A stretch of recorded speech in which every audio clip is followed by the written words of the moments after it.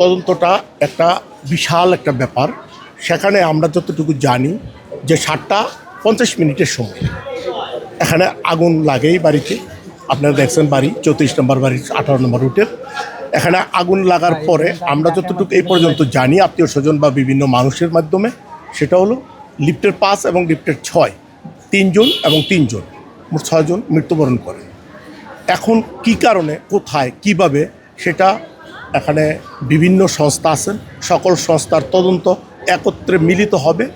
আমরা এই সমস্ত তথ্যটা নিয়েই আপনাদেরকে বিস্তারিত বলতে পারবো। আগুন লাগার ব্যাপারটা কিন্তু আমাদের বিষয় না, এটা যে আপনারা জানেনই, আর আসছেন ফায়ার সার্ভিস এখানে প্রেজেন্ট ছিল, তারাই বিস্তারিত বলতে পারবেন যেটা সার্কিট থেকে বা কোনো কারণে এটা এই ধরনের কিছু একটা হতে পারে। স্যার আমরা এখন সঠিকটা বলতে পারবো না, তদন্ত সমাপ্ত হওয়ার পরেই আমরা বাকি বিস্তারিত বলবো।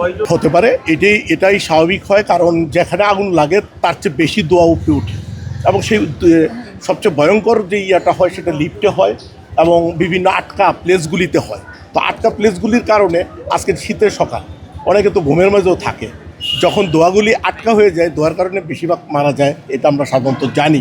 এবং হতে পারে ধরুন